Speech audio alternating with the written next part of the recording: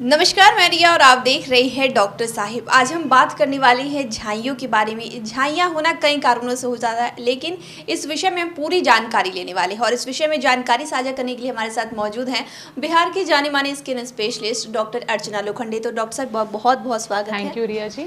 झाइयाँ कैसे और क्यों हो जाती हैं लोगों के, और मतलब होता क्या है? सबसे पहले हम यही से स्टार्ट करने वाले हैं। झाइयाँ ये एक तरीके की बीमारी है जिसको हम हाइपर पिगमेंटेशन या ज़्यादा पिगमेंट तैयार होता है जिसके वजह से दाग दिखते हैं, जो बेसिकली स्किन के फेस पे दिखते हैं। जैसे हमारे चिक्स है, कभी कभी चिन है, फोरहेड है, नाक का एरिया है, यहाँ पे दिखते हैं। ये जो मोस्ट कॉमनली हार्मोन्स की वजह से होते हैं। आदमियों और औरतों में दोनों में हो सकते हैं। हमारे स्किन के ओपीडी में जो पेशेंट्स आते हैं उसमें से बहुत सारे पेशेंट हमें इस बीमारी की वजह से मिलते हैं और ये लंबी चलने वाली बीमारी है। इसको मतलब हम क्योर पूरे तरीके से नहीं कर सकते। बात अगर रिस्क फैक्टर की करें तो रिस्क फैक्टर क्या होता है इसका? दो मेन रिस्क फैक्टर्स हैं। एक तो हार्मोन्स है। हार्मोन्स हमारे, जैसे आपने बहुत बार देखा होगा, जो औरतें होती है उनको प्रेगनेंसी के बाद या डिलीवरी के बाद झाइयाँ निकल आती है। शायद एक प्रेगनेंसी में नहीं निकलती तो दूसरे प्रेगनेंसी में निकल आती है। कभी कभी हम हार्मोनल कॉन्ट्रासेप्टिव पिल्स लेते हैं या बच्चा नहीं होने के लिए पिल्स लेते हैं, या हार्मोनल रिप्लेसमेंट थेरेपीज होती है कुछ कुछ डिसीजेस के लिए, या पीरियड प्रोलॉन्ग करने के लिए हम कभी कभी दवाइयाँ लेते हैं। तो ये सारी चीज़ें हार्मोन्स रहती है। इन हार्मोन्स की वजह से ये झाइयाँ बढ़ जाती है। बट ये बेसिकली फीमेल्स में हार्मोन्स का रोल है, और ओवरऑल सन एक्सपोजर या जो सूरज की रोशनी है इसके वजह से ये झाइयाँ बढ़ जाती है। कोई भी पिगमेंटेशन की जो प्रॉब्लम है चेहरे पे होती है वो धूप के वजह से ज़्यादा प्रोमिनेंट हो जाती है। तो इसके अलावा ट्रीटमेंट, इसका अगर बात करें तो ट्रीटमेंट के लिए क्या करवा सकते हैं? धूप से बचना ये सबसे ज़्यादा ज़रूरी है। आप अगर बोलेंगे, बहुत सारी औरतें को हम बोलते हैं कि आपने धूप से बचना चाहिए, तो सिंपल मेजर्स है। जैसे हम बोलते हैं कि हम तो धूप में जाते ही नहीं है, ऐसे बहुत सारी औरतें हमें बोलती है क्योंकि हम घर में रहते हैं, हाउस वाइफ है। बट अगर हम सब्जी लेने जा रहे हैं या छत पे कपड़े सुखाने जा रहे हैं, ऐसी छोटी छोटी चीज़ों के लिए बच्चों को लाने जा रहे हैं, तो हम इसके वजह से हमें सन का एक्सपोजर होता है। सन का एक्सपोजर हमारे लिए ज़रूरी है। बट अगर आपको ये बीमारी है तो आपने सन से, सूरज के धूप से बचना बहुत ज़रूरी है। सनस्क्रीन लगाना चाहिए। सनस्क्रीन बहुत ज़्यादा इंपॉर्टेंट है। उसको घर से बाहर निकलने से कुछ समय पहले लगाना चाहिए। हर 2-3 घंटों में हम सनस्क्रीन का फिर से रिपीट यूज़ कर सकते हैं। सनस्क्रीन लगाने से हमारी जो एजिंग प्रोसेस है या धूप के वजह से हमारी उम्र जो ज़्यादा दिखने लगती है वो भी थोड़ा सा उसको रुकावट हो सकती है।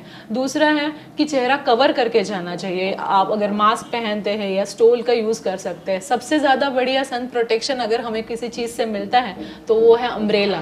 आप हर मौसम में इसका इस्तेमाल कर सकते हैं। ऐसा लगता है कि सर्दी के मौसम में भी हम बहुत सारा, जिनको ये बीमारी है उन्होंने धूप में नहीं बैठना चाहिए। धूप सेकाई करने की वजह से भी ये बीमारी बढ़ जाती है। जो आदमी लोग हैं वो, आप अगर हेलमेट पहन रहे हैं तो उसके अंदर आपने मास्क पहनना चाहिए, कुछ स्कार्फ पहनना चाहिए जिससे सन एक्सपोजर कम हो। तो सन एक्सपोजर से बचना ये सबसे ज़्यादा ज़रूरी है, नहीं तो ये जो पिगमेंटेशन है वो और ज़्यादा गहरा होता जाता है। बात अगर इसको ठीक करने की करें तो ठीक करने के लिए, अगर किसी को हो गया तो ठीक करने के लिए क्या किया जा सकता है? रिया, एक बात मैं बताना चाहूँगी। बहुत बार ऐसा होता है कि हमारे पड़ोसन के सलाह से या ओटीसी पे बहुत सारे प्रोडक्ट्स मिल जाते हैं। इंडिया में इन सब चीज़ों में कोई रेगुलेशंस नहीं है, तो बहुत बार लोग जो है ओटीसी क्रीम का यूज़ करते हैं और बार बार यूज़ करते हैं, जिससे थोड़ी सी कम हो जाती है, मगर जैसे ही यूज़ छोड़ देते हैं तो फिर से आ जाती है। बट ऐसा यूज़ करने के वजह से आपकी चेहरे की त्वचा जो है वो बहुत पतली हो जाती है, वहाँ बाल आना शुरू हो जाते हैं, लालपन शुरू हो जाता है। जैसे ही आप धूप में जाते हैं तो आपको सेंसिटिविटी फील होती है कि आप धूप टॉलरेट नहीं कर रहे हैं। तो ये सब जो कोई भी चीज़ है, दवाइयाँ हैं, उसके इफ़ेक्ट के साथ साइड इफ़ेक्ट है। वो चीज़ आपके लिए बनी है या नहीं, आपको वो समस्या है या नहीं, आपको इससे फ़ायदा होगा या नहीं, ये जान लेना सबसे ज़्यादा ज़रूरी है रिया। तो जब भी हमारे पास पेशेंट आता है तो हमारा ये रहता है कि उसका डायग्नोसिस क्या है, उसकी प्रिवेंटिव केयर क्या है। उसके बाद हम एक बार पेशेंट अपने डिसीज़ को अच्छे से समझ लेता है तो हम उसके बारे में उसको प्रिवेंट करना या उसकी कोई भी थेरेपी करेंगे जो उसके स्किन को सूटेबल होगी, उसके एक्सपेक्टेशन को सूटेबल होगी और उसके बजट को सूटेबल होगी। वो सारी चीज़ों को देख के ही हम उसको थेरेपी देते हैं। कस्टमाइज थेरेपी होती है। हर किसी का शरीर अलग है, हर किसी की त्वचा अलग है, तो उसके हिसाब से इसके ट्रीटमेंट हम करते हैं। हमारे पास कुछ क्रीम्स हैं लगाने के लिए, कुछ दवाइयाँ हैं खाने के लिए, और वो छोड़ के जो जनरल केयर हमने अभी डिस्कस की है वो है। कुछ थेरेपीज़ है जैसे केमिकल पीलिंग है या लेज़र है, तो आप अगर क्वालिफाइड डर्मेटोलॉजिस्ट को मिलते हैं तो वो आपके हिसाब से आपको जो ज़रूरी है वो सलाह आपको दे सकते हैं। तो जैसे सनस्क्रीन का आपने बात किया, तो मार्केट में बहुत सारे ऐसे सनस्क्रीन आते हैं जिसमें SPF 15, 40, 50 ऐसे कुछ होते हैं, तो किस तरीके का बेस्ट रहता है?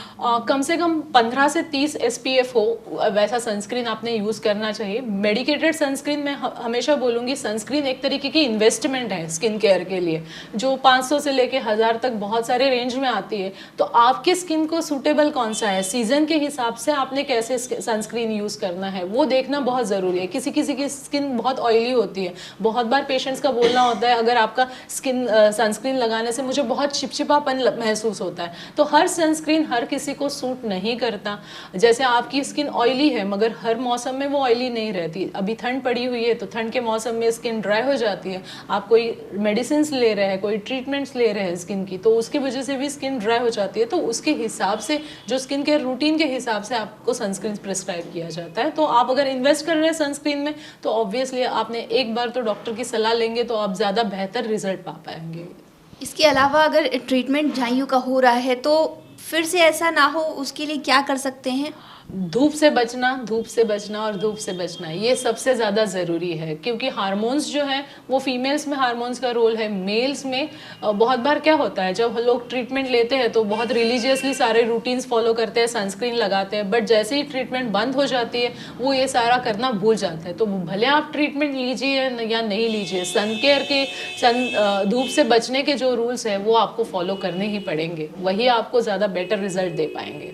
तो शुक्रिया डॉक्टर साहिबा, जो आपने जानकारी साझा की उसके लिए बहुत बहुत शुक्रिया। Thank you very much. तो आप डॉक्टर अर्चना लोखंडे को सुन रहे थे, जिन्होंने इतनी सारी जानकारी हमारे साथ झाइयों के बारे में साझा की है। इस विषय में आप क्या सोचते हैं हमें कमेंट कर ज़रूर बताएं। चैनल को सब्सक्राइब करें, फेसबुक पेज को लाइक करें। वीडियो देखने के लिए आपका शुक्रिया।